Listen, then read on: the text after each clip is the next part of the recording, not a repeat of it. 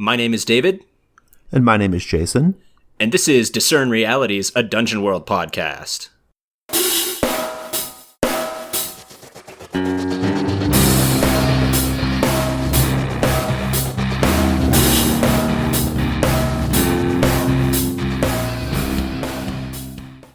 Our first segment is What Happened Here Recently. Jason, I went out and tried playing a bard. Well, okay, so how'd it go? I think that it went really well. I got to try them in two different sessions. One was a more city-focused adventure, and one was a more combat-focused adventure. So I think I got to see everything I wanted to see about the Bard playbook in action. I will say, I really enjoyed the fictional positioning that I had to do to try and get the effects of the move where you're playing your musical instrument and getting the effect. Okay, yeah. Yeah, because none of them will deal damage directly, so you're always having to justify how somebody else is getting to hurt them more because of your song, or why they're getting healed from it. And I will say that sometimes it was just because it was magical, and I described the magic happening. And it has prompts for you to pick out your instrument, and I picked one that said a previously unplayed fiddle, a fiddle never played. So I took that to mean that every time I opened my fiddle box, there was a new fiddle in there, and it and it materially looked different. So everyone knew it was a different instrument. And whenever the magic would happen, I would actually stop playing the instrument. I would just mimic playing the instrument, and the music and the magic of the music would be glowing out of it and compelling out of it. But more often than not, I was describing how the music is distracting to someone, or it is inspiring to someone. And I would name the songs. I actually wrote some verses for some songs that we were playing on a hangout. Okay. I'm not sure if listeners are interested in hearing them. What do you think? I saw the lyrics. They're incredibly offensive, and I don't know if they're appropriate for the podcast. I don't know. I mean, yeah, I don't know. Do you want to sing them? Do you want to do them? I don't know that I do. One is about a barbarian that pleasures himself with a fish. No, they were very cute, but they were just, yeah, they had I read the lyrics. They have the feeling of a bawdy song that you would read about in Game of Thrones or some other kind of medieval literature, right? Right, and that was the point. My character was Androxous the Obscene, so he had some obscene songs that he sang at a tavern to kind of influence a situation. He also made fun of a barbarian that was part of his company so that the barbarian wouldn't get attacked.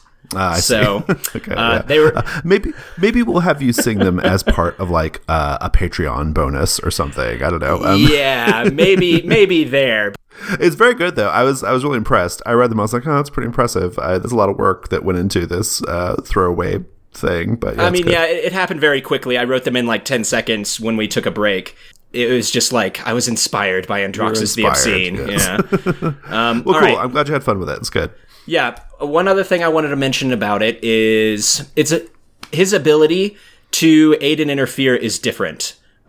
He can use his move to give somebody else the ability to give +2 on an aid and interfere. And we did that, and it felt really good getting everyone involved and helping this one guy do his thing. And we made it work in the fiction, and it was really satisfying. I don't follow. What do you mean his abilities to help other people? I don't understand what you mean. So his move is Arcane Art, and if you get the success, you can turn someone's +1 into a +2 if they're aiding or interfering. Okay, yeah. Oh. So somebody else has to aid or interfere, and then the bard can help in that effort. Oh, I see. So they use their arcane art to help that person aid or interfere. Exactly. Okay, I see. Yeah. Huh. Okay. I don't think I've ever heard of like moves being chained like that, but there's nothing wrong with it. I mean, it seems legit. No, it was sound. It kind of made us have to have the conversation at the table that was that more meta conversation of like, I'm about to try and do this thing. That's good. So yeah. it was, and it made a really satisfying scene. Cool. Good. Awesome. And the other thing I want to say about actually playing the Bard playbook and looking at the moves that are available, I think the writers kind of foresaw this issue that you might run into where the Bard is kind of like, is that all you really do? Because he's got 3 multi-class Dabbler moves. Yeah, that's very much in this. I know where that came from. That's in the spirit of the second edition Bard, right? And because the second edition Bard is more, rather than like a magic sort of character, although he does have access to some spells, very limited spell casting, he's really more of like a jack of all trades kind of class. And I bet you that's where that comes from, because there's a lot of other second edition references in Dungeon World, and that wouldn't surprise me. Yeah. So that's I think that's all I really had to say about it. I really enjoyed playing Androxous the Obscene, and I'll probably play him again. All right, awesome, cool. Let's move on to our next segment.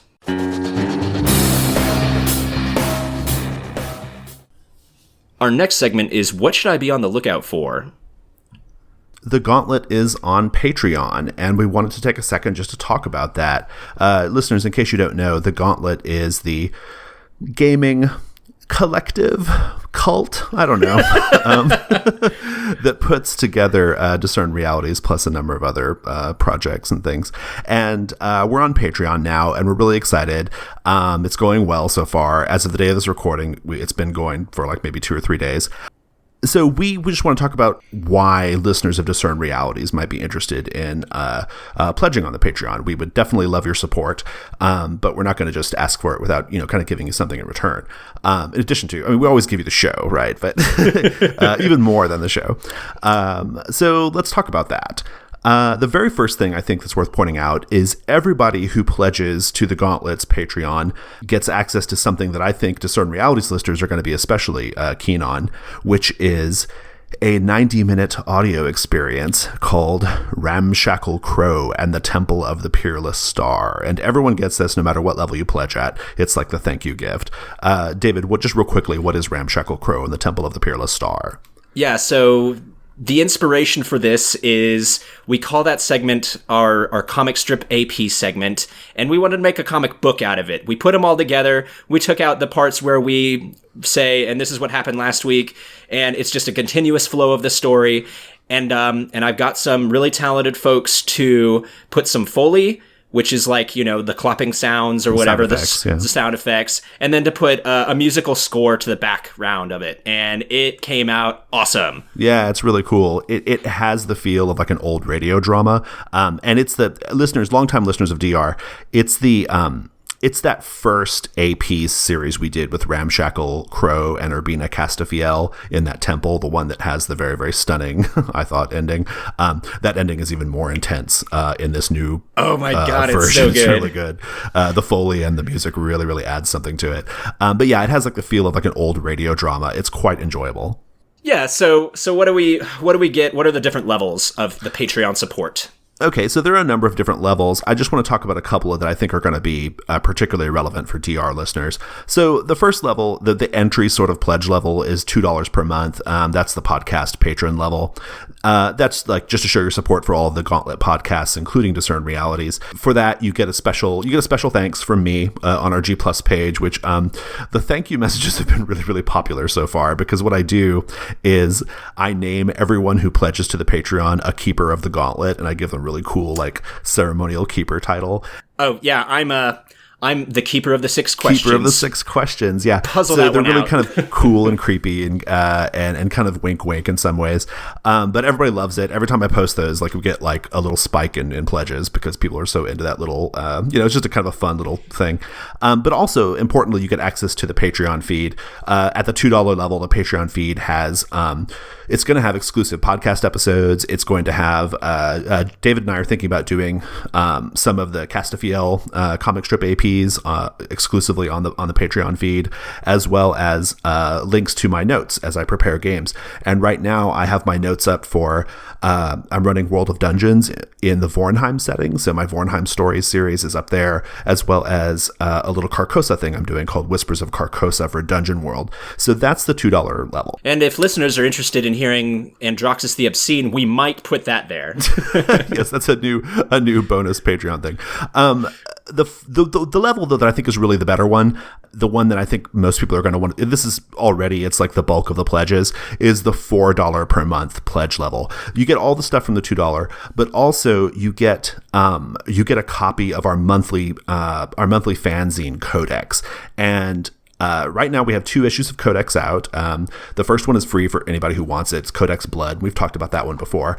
The new one that's out that you can get for pledging at $4 is Codex Chrome. And this one has kind of a futuristic, it kind of deals with futuristic themes. And so it has a campaign starter for this game called The Sprawl. And then it has this nice big section on science fantasy elements for dungeon worlds. So there are monsters and moves and items and places of power and just lots of cool little descriptive bits, colorful descriptive bits, plus a section on cosmetic cyberware. All of this stuff from Codex is sourced from our community. It's really fun. Like, I can't stress the quality level of Codex. It's really fucking good. Like, the people we have working on Codex are doing a bang-up job on it. Yeah, it's really fantastic. If you've been keeping up with our competitions, like the winners of the moves competitions, like those are the kinds of things that we're having in Codex. Yeah, it's like that every issue of Codex, right? It's like, it's really, really, like, the quality, elements for your games, beautiful artwork. Each issue has like 8-9 pieces of original artwork from different artists, and a very, very gorgeous layout. It is a fantastic value, I think. So that's the $4 level. That's where most people are going to be. The other one I want to talk about is the $7 level. That one's a limited pledge level. There are only going to be 50 spots of those available for all of calendar year 2017. If you are a listener who likes to play games with us on Gauntlet Hangouts, this is the pledge level you want to be at, because everybody who's at this pledge level gets a little bit of extra time to RSVP to games than everybody else does. So they have like a little window where they can RSVP to games before everybody else. And so if you do like to play with us, this is the level you want to be at. It's going to be such a good investment. I run my games there.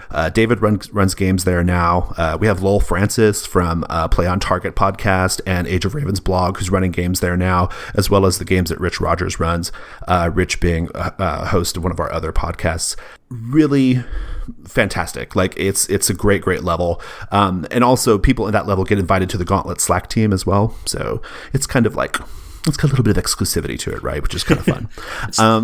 Yeah, the Slack group is the cool kids club. You want to be the cool kids club. You want to be in the cool kids club. Also, if you've never gamed with us before, this is a great opportunity for you to be able to get your name in, because these games fill up fast. They fill up super fast, yeah. And that's why we wanted to make a kind of a special Patreon thing attached to it, because the people who really love to play with us and who want, I kind of want to like reward them basically for their patronage, to thank them, and also because the people who like really love to play with us, I think they should be able to, I don't think they should be so much in the rat race as everybody else for it. So, that said, we run tons and tons of games. I don't think it's going to be an issue where, people who are not supporting us at this level will be able to get into games. But for the people who do support us at this level, it's just a nice way of saying thank you. Yeah. Or if you have a busy schedule and, you need to plan things further in advance, this gives you one more week. Absolutely. Yeah. And I think it's really great. And already those spots are disappearing. So if you think that's something you might be interested in, go check it out. But that's it. The Patreon is, it's something we had to kind of do because, frankly, it just costs a lot of money to produce these things and a lot of time as well. And in order to keep growing and to keep doing more awesome things, we needed the money. And so, it's never easy to ask people for money, but I think we're very much like honoring the commitments that people are making, right? Like, we're doing our best to make it like a really terrific value and to make you feel proud that you supported us. And so we would love to have your support, listeners. It would just mean a lot to us. Absolutely. Yeah. And we're going to keep doing these things whether you support us or not. Don't That's worry. True. Yeah. You get the podcast no matter what. So yeah. Well, let's go ahead and move on to our next segment.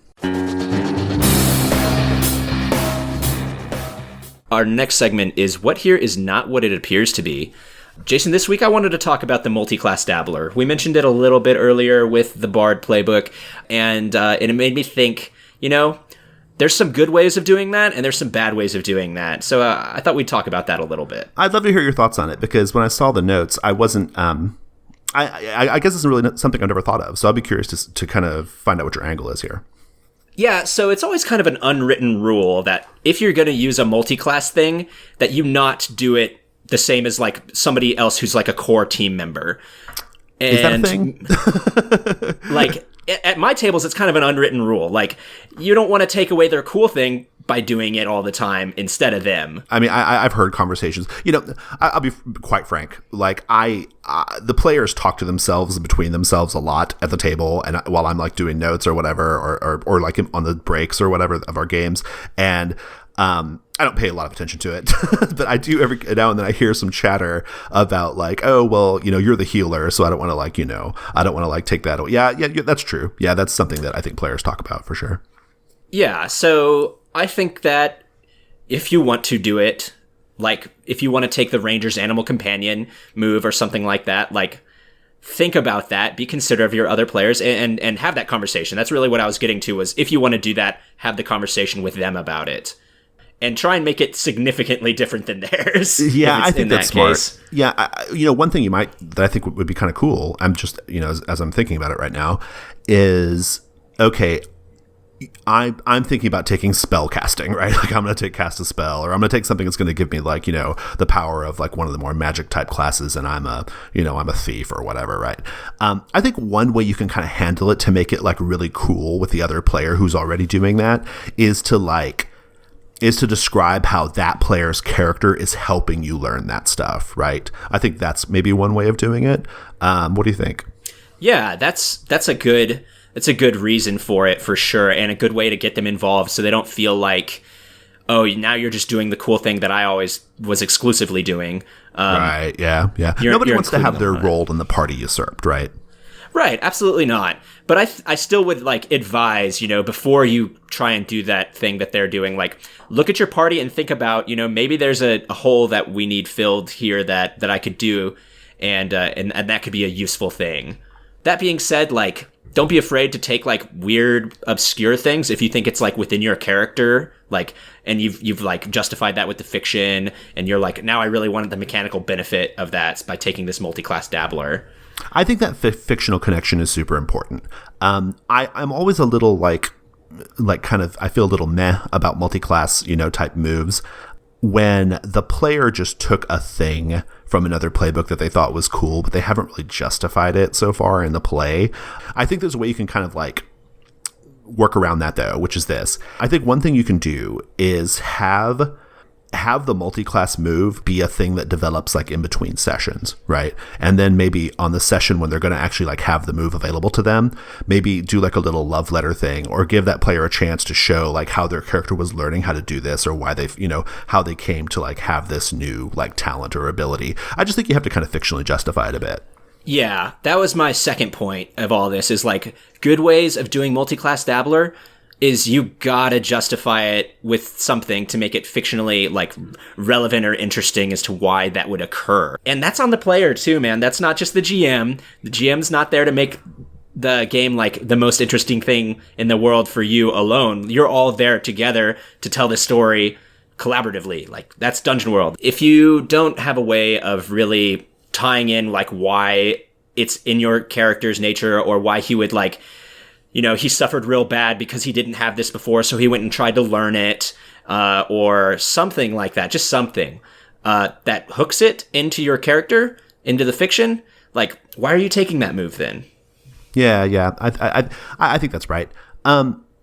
Yeah, I don't have anything else to say about it. I mean, I have to be honest, it's not something I've really thought about much. I do feel like it's something that the player, in my groups at least, the players tend to handle it amongst themselves, It's kind of one of those things. But I can see the necessity for the talk, because you never want somebody to feel like, I'm less important now, I'm less cool because now he can do the thing, Yeah, it's just one of those, good gamer tips, Yeah. It's like a politeness thing. It's just I think it's just helpful to like show some concern for your fellow players when you're doing something like that. Yeah. So. But also make it awesome for your character. Make it good. Yeah. Cool. That's all I had to say on it. Let's go ahead and move on to the next segment.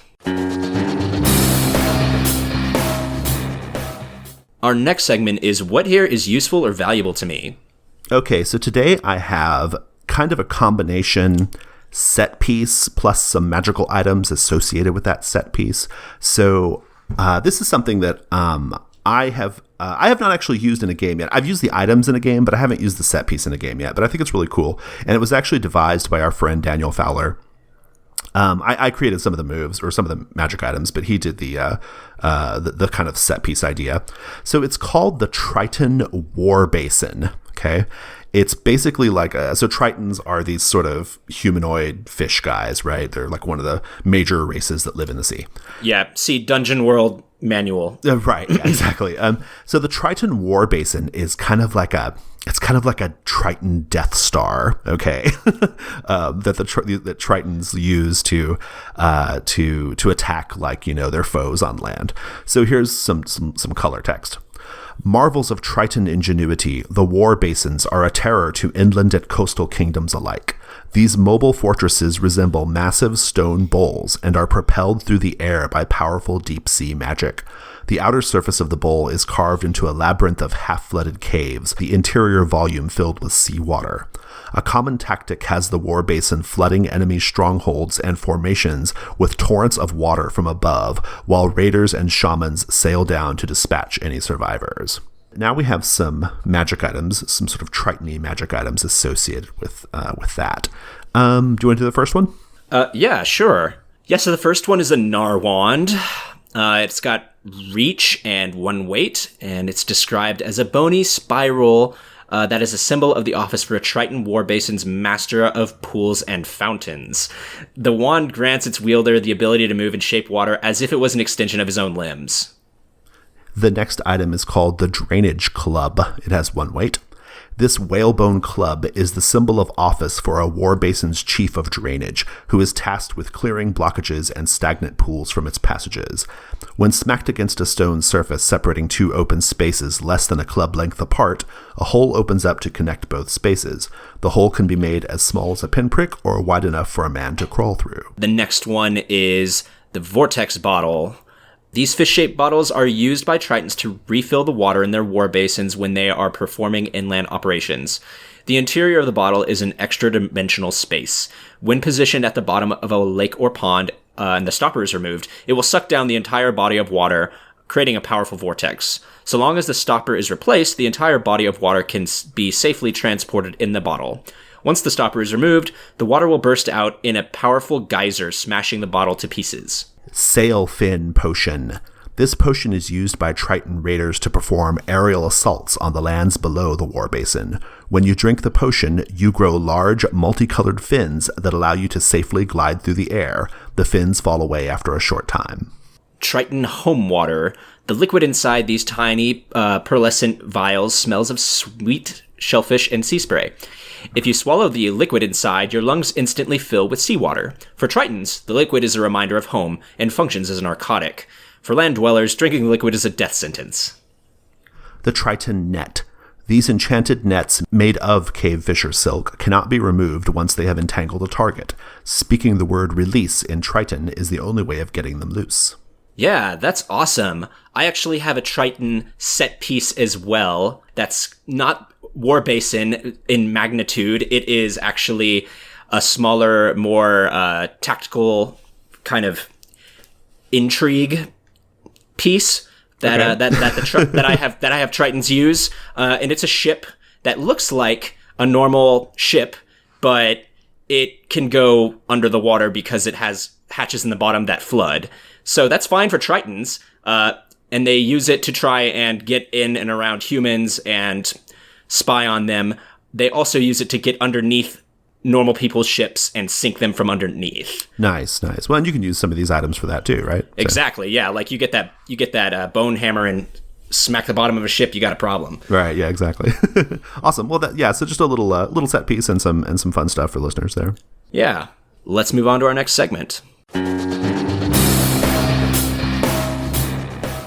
Our next segment is What is About to Happen. This is our ongoing comic strip AP featuring the adventures of Ramshackle Crow. And when we last saw Ramshackle and his partner Scabs, they had just entered into an extra-dimensional space, colloquially known as a hell of burning vaults. Scabs thinks that you're in Gehenna. In any case, you had just approached this large metal building, which is the vault. And the vault has a door made of multiple planes of mirrored glass arranged at different angles. And there are also some mirrors floating in the air around the door. And these mirrors have people like trapped inside of them. You can see people who are clearly trapped inside the mirrors. And so this is some sort of like trapped space, right? Almost certainly some kind of trap associated with the door. What do you do? Right, so we had described Ramshackle getting ready to throw a stone at the door from a distance away as him and Scabs are kind of like trying to stay back from it and hit it with that rock. Okay, and what are you trying to accomplish by doing that? I mean, either see if it triggers or if it shatters the door and we can go through, or just mostly just to kind of, this is like a trap check, like see what the thing does. Okay. I will, we can make that trap expert. Go for it. Okay, 7. Is there a trap here? If so, what triggers it? Okay, so you throw the rock and it hits that mirror door and nothing happens. But when you throw the rock, it actually causes like a piece of the mirror to slide into a different position. And so imagine like one of those puzzles you used to do as a kid where you kind of slide the tiles around to like make a different, to make a picture or something like that. It's like that. Okay. It's like multiple like little sliding pieces. And if you, and you can probably deduce that you have to like move the pieces into a particular arrangement in order to get past the door. Oh, okay. All right. I look at Scabs and like my eyes are kind of wide and I'm like, well, nothing bad happened. Right. So, do you reckon there's a way of figuring out what the proper pattern is? I don't know. I've got a feeling that if we don't get it right the first time, we're not going to get a second shot at it. You go first. I was thinking that you would do a great job of going first. All right. He steps forward, but then he kind of hesitates a little bit. He's like, No. You always want me to go first. This is no.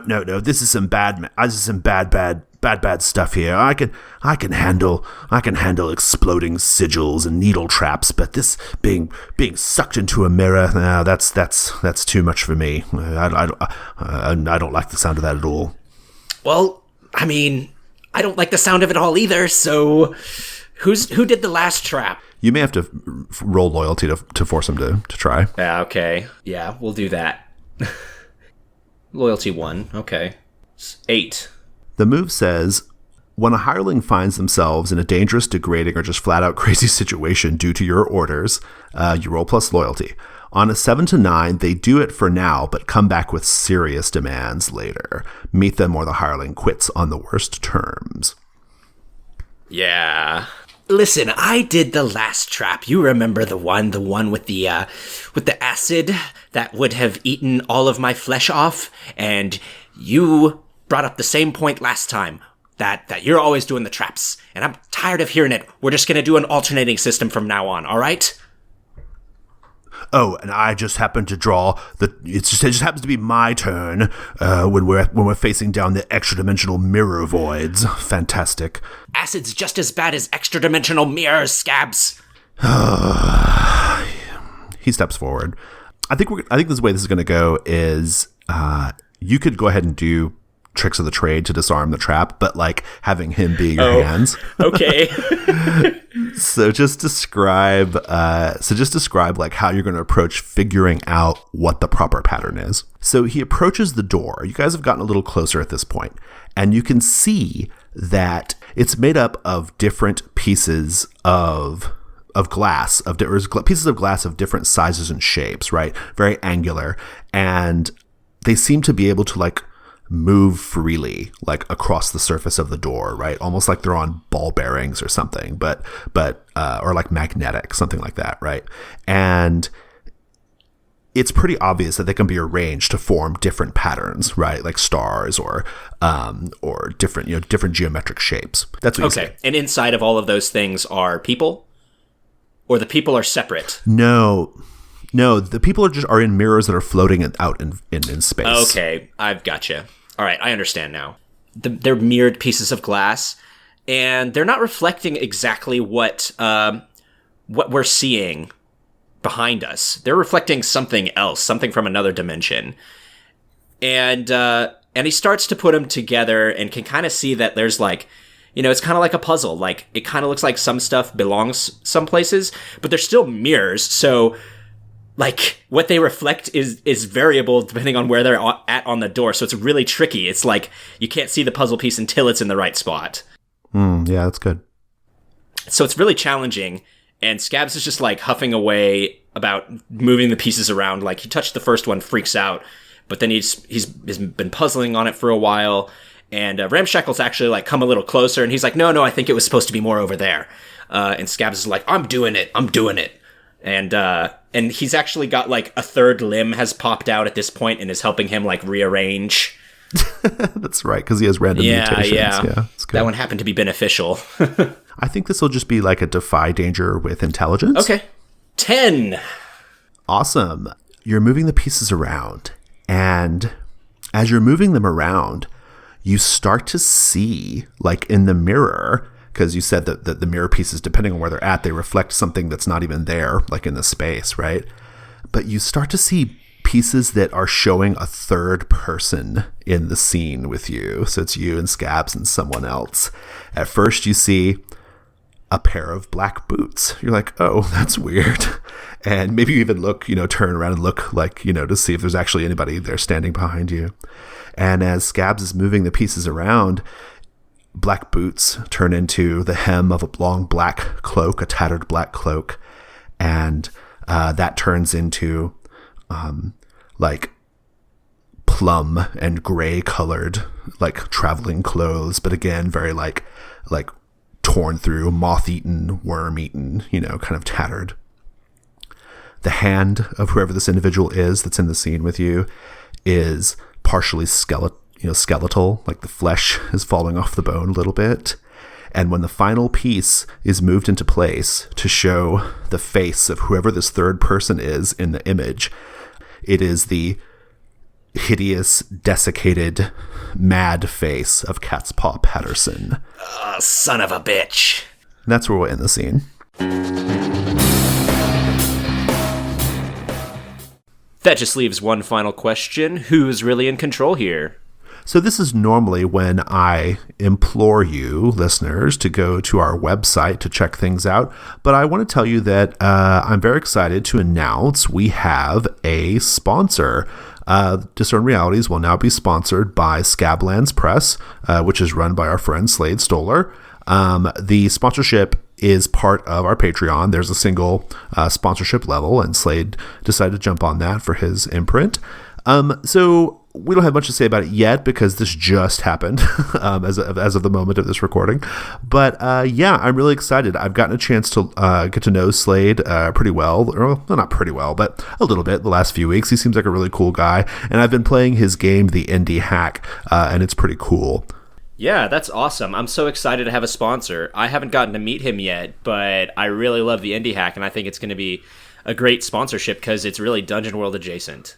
It really quite is. Yeah, I actually, when I was running the Indie Hack, I was running one of my very dependable Dungeon World scenarios that I'd written just to put the Indie Hack through its paces, and it worked out pretty well. So, we'll probably have Slade on at some point to talk about that, but I just wanted to go ahead and kind of throw that out there because I'm pretty excited about it. That's awesome. Yeah. He's excited to get his company's name out there, and he loves the show and he wants to be supportive, and so we want to support him back. But listeners, you should also go to our website, gauntlet-rpg.com or gauntlet-rpg.com if you prefer, like our friend over at Pocket Size Play does.